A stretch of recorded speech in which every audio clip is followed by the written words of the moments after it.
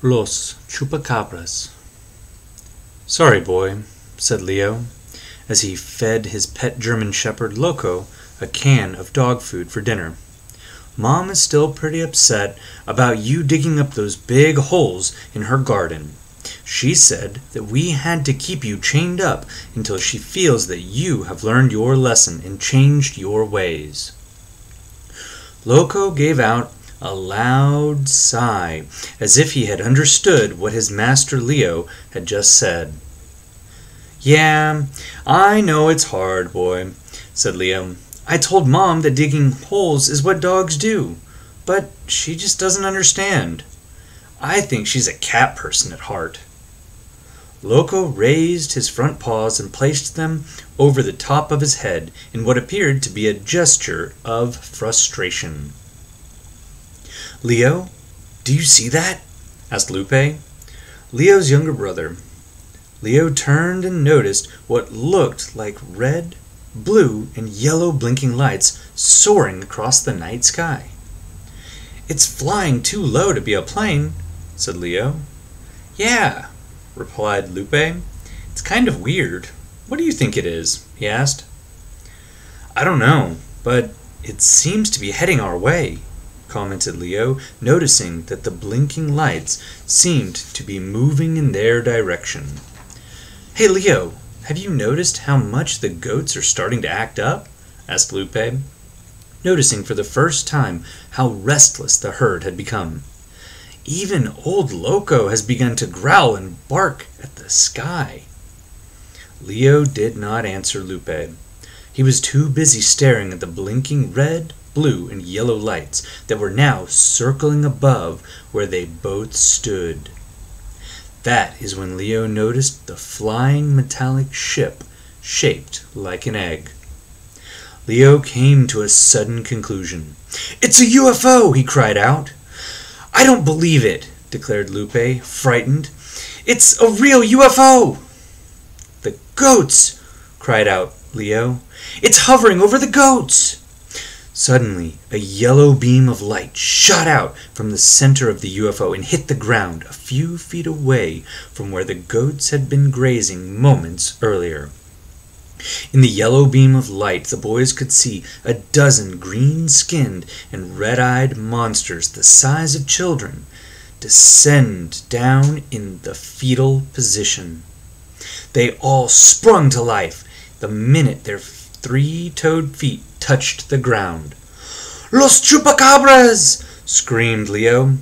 "And they look like they're getting ready to attack!" Leo and Lupe could not believe what their eyes were seeing. They, too, had heard the many tales of the green-skinned space aliens that fed on goat's blood, but had considered them to be stories and nothing more.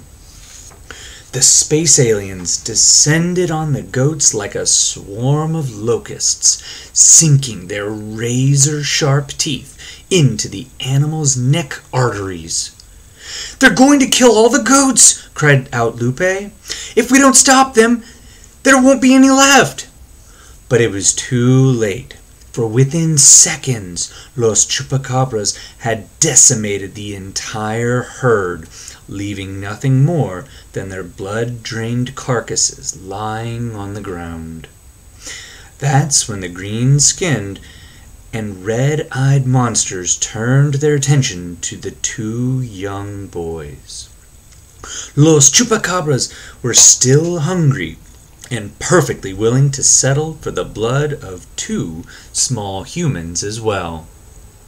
"Run!" Leo cried out. He and Lupe ran as fast as their feet could carry them, but Los Chupacabras ran just a little bit faster. They descended on the two boys, knocking them down to the ground.